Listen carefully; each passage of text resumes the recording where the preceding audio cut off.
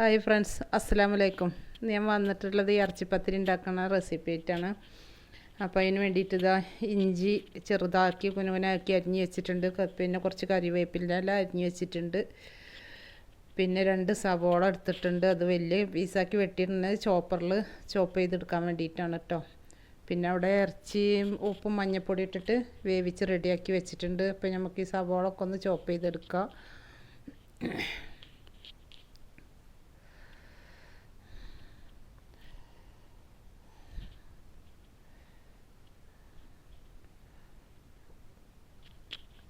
അപ്പോൾ അത് സവോളൊക്കെ ഒന്ന് ചോപ്പ് ചെയ്തതിന് ശേഷം നമുക്ക് ഇനി അത് കൊട്ടി വേറെ പാത്രത്തിലേക്ക് മാറ്റിയിട്ട് അതിൽ തന്നെ നമുക്ക് ഇറച്ചിയും കൂടി ഒന്ന് ചോപ്പ് ചെയ്തെടുക്കാം.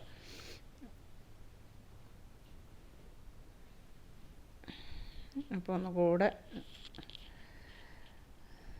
ചോപ്പ് ചെയ്തിട്ടുണ്ട്. അത് ഒന്നുകൂടി കറക്കിയെടുത്ത് അപ്പോൾ കണ്ട ചെറിയ പീസായി കിട്ടി. ഇനി നമുക്ക് ഈ ഇറച്ചിയിലൊക്കെ ഒന്ന് പിച്ചിട്ട് കൊടുത്തിട്ടൊന്ന് അതും കൂടി ഒന്ന് ചോപ്പ് ചെയ്തെടുക്കാം കേട്ടോ.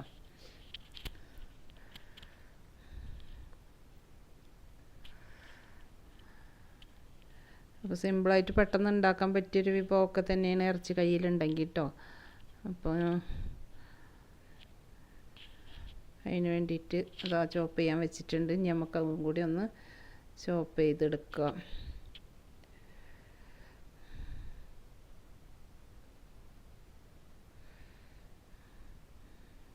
വേണ്ട ചെറിയ പീസായി കിട്ടിയിട്ടുണ്ട്.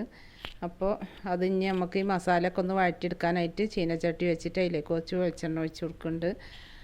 അപ്പോൾ ഈ വെളിച്ചെണ്ണ മൂത്ത് വരുമ്പോൾ നമുക്ക് ആദ്യം സവോള ചേർത്ത് കൊടുക്കുക അതിലേക്ക്. അപ്പോൾ അതൊന്ന് ഇനി നന്നായി വഴറ്റിയെടുക്കണം.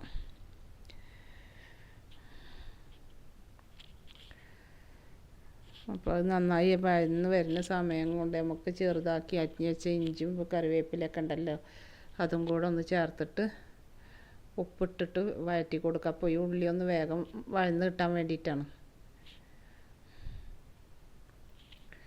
അപ്പോൾ അരിഞ്ഞ് വെച്ച ഇഞ്ചിയും ചേർത്ത് കൊടുത്തിട്ടുണ്ട്. കറിവേപ്പിലയും കൂടി ചേർത്ത് കൊടുക്കാം നമുക്ക് ഇനി.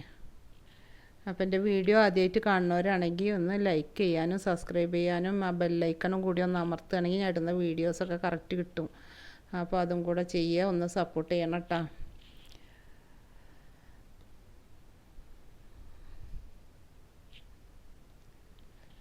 അപ്പോൾ ആ ഉള്ളിയൊക്കെ ഒരുവിധം വഴണ്ട് വന്നിട്ടുണ്ട്. നമുക്ക് കറിവേപ്പിൻ്റെ എല്ലാം കൂടെ ചേർത്ത് കൊടുത്തിട്ടുണ്ട്.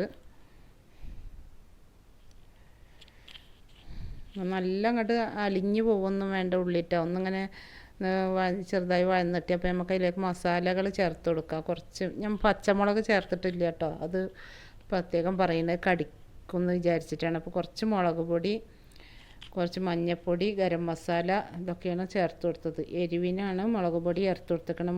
പച്ചമുളക് ഇട്ട് അത് കടിച്ചു കഴിഞ്ഞാൽ ഇവിടെ എരിവ് തീരെ പറ്റില്ല, ഇഷ്ടമല്ല. അതുകൊണ്ടാട്ടോ എരിവ് അടുത്ത് കൂടെ പോയാൽ മതി. അതുകൊണ്ടാണ് ഞാൻ മുളക് പൊടി ചേർത്ത് കൊടുത്തത്. അപ്പോൾ ഇറച്ചിയും കൂടി അതിലേക്ക് ഇട്ടിട്ട് ഇനി നല്ല മസാല ഒന്ന് പിടിക്കോളം ഒന്ന് ഒരു 5 മിനിറ്റ് ഒന്ന് വേവിച്ചതിന് ശേഷം നമുക്ക് മാറ്റി വെക്കാം. നമുക്കിനി ഇത് പരത്താനായിട്ട് ഉപയോഗിക്കണം. ഞാൻ മൈദ പൊടിക്ക് ബദൽ ഗോതമ്പ് മാവാണ് കേട്ടോ ഞാൻ യൂസ് ചെയ്തിട്ടുള്ളത്. അത് എല്ലാവരും മൈദപ്പൊടിയിലാണ് ഇത് ഉണ്ടാക്കുന്നത് ഇറച്ചിപ്പത്തിരി. ഞാനത് ഗോതമ്പ് പൊടിയിലാണ്. ഒന്നാമത് മൈദ ഇവിടെ കൊണ്ടുവന്ന് ഇല്ല, മേടിക്കാൻ പോകാനൊന്നും ആളുമില്ല. അപ്പം മൈദ ഇല്ലാത്തതുകൊണ്ട് ഞാൻ ഗോതമ്പ് പൊടിയിലാണ് ഉണ്ടാക്കണം. അപ്പം ആ ഗോതമ്പ് മാവ് കുറച്ചെടുത്തിട്ടുണ്ട്. അതിലേക്ക് 1 ടീസ്പൂൺ നെയ്യും കൂടെ ചേർത്തിട്ട് ഉപ്പ് വെള്ളം തിളച്ച് നേരിയ ചൂടുള്ള ഉപ്പ് വെള്ളം കൊണ്ട് കുഴച്ചിട്ട് നല്ല സോഫ്റ്റാക്കി കുഴച്ചെടുക്കണം. നമ്മൾ ചപ്പാത്തിക്ക് പരത്തണ അതേ ഇത് തന്നെയാണ്. ഒന്നാണ് ഇതിൽ നെയ്യ് ചേർത്ത് കൊടുക്കുന്നുണ്ട് ഒരു ടേസ്റ്റിന് വേണ്ടിയിട്ട്, അത്ര വ്യത്യാസമുള്ളൂ. അതേപോലെ നന്നായിട്ട് കുഴച്ച് നല്ല സോഫ്റ്റായിട്ട് എടുക്കണം. അതിന് നെയ്യും ചേർത്താൽ കുറച്ച് നല്ല സോഫ്റ്റായി കിട്ടും.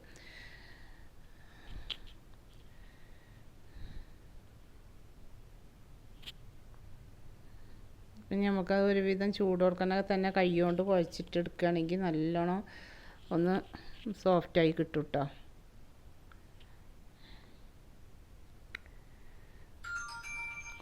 കുറച്ചൊരു നേരെ ചൂട് കൊടുക്കണ തന്നെ കുഴച്ചെടുക്കണം. അപ്പോഴാണ് അതിൻ്റെ നല്ല സോഫ്റ്റായിട്ട് കിട്ടുക പത്തിരി.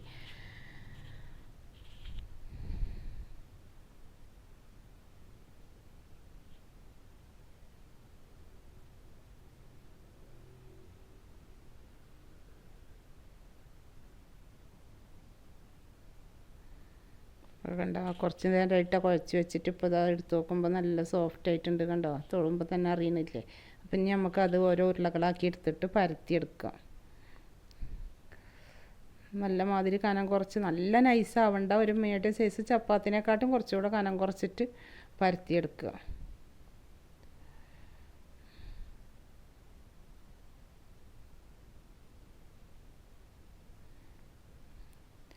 എന്നിട്ട് ഈ പരത്തിയതുണ്ടല്ലോ നമുക്ക് വെട്ടിയിട്ട് ഒരു ഏത് ഷേപ്പിലാണെന്ന് വെച്ചാൽ നമ്മളെ അടുത്തുള്ള എന്താ കയ്യിലുള്ള വെച്ചെങ്കിൽ ആ പാത്രം വെച്ച് ഷേപ്പാക്കി എടുത്താൽ മതി. ഞാനൊരു തൂക്കാത്രത്തിൻ്റെ അടപ്പ് വെച്ചിട്ടാണ് എടുക്കുന്നത്. അപ്പോൾ ഇതുകൊണ്ട് വെട്ടി ശരിയാവണില്ല, അപ്പോൾ ഞാൻ തൂക്കാത്രത്തിൻ്റെ അടപ്പാണ്.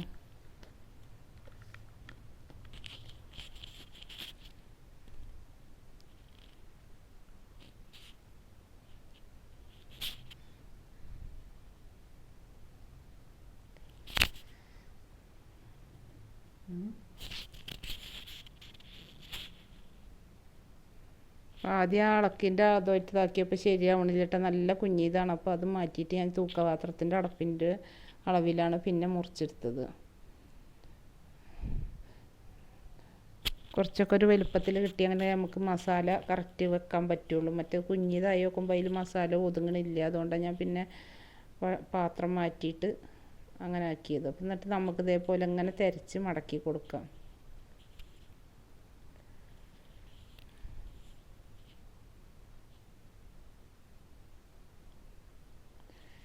അങ്ങനെ എല്ലതും റെഡിയാക്കി എടുക്കട്ടോ മസാല വെച്ചിട്ട്. സിമ്പിളായിട്ട് നമുക്ക് പെട്ടെന്ന് ഉണ്ടാക്കിയെടുക്കാൻ പറ്റിയതാണ്. ഇറച്ചിയൊക്കെ വേവിച്ച് വെച്ചിട്ടുണ്ടെങ്കിൽ പെട്ടെന്ന് ഉണ്ടാക്കാൻ പറ്റും. അപ്പം ഞാൻ നോമ്പ് പിറക്കുമ്പോൾക്ക് സുന്നത്ത് നോമ്പ് എടുത്തിട്ടുണ്ടായിരുന്നു. സുന്നത്ത് നോമ്പ് എടുക്കണമ്പോഴൊന്നും നമ്മൾ ഈ സമയത്ത് പലഹാരങ്ങളൊന്നും ഉണ്ടാക്കാറില്ല. അപ്പോൾ ഇവിടെ ഇറച്ചി ഇരിക്കണുണ്ടായിരുന്നു. അപ്പോൾ ഇത് കുറേ ദിവസമായി എൻ്റെ മോനൊരാഗ്രഹം പറയണ ഇറച്ചിപ്പത്തിരി ഉണ്ടാക്കുകയെന്ന്. അപ്പോൾ അതുകൊണ്ട് ഉണ്ടാക്കിയതാണ്. അപ്പോൾ അതൊരു വീഡിയോ ആക്കിയും ചെയ്തു.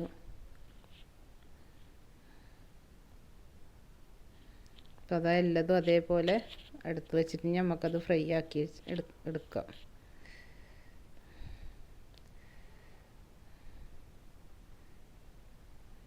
അതേപോലെ നമുക്ക് നല്ല പൊള്ളച്ച് വരാൻ വേണ്ടിയിട്ട് നമ്മൾ അതിൻ്റെ മീതൊക്കെ ഇങ്ങനെ വെളിച്ചെണ്ണ തൂത്ത് കൊടുത്തതുണ്ടാവും. നല്ലോണം പൊള്ളി വരും കേട്ടോ. നമ്മളിങ്ങനെ മീതൊക്കെ വെളിച്ചെണ്ണ ഇങ്ങനെ തെറിപ്പിച്ച് കൊടുക്കണം. അപ്പോൾ അങ്ങനെ വീർത്ത് വരും.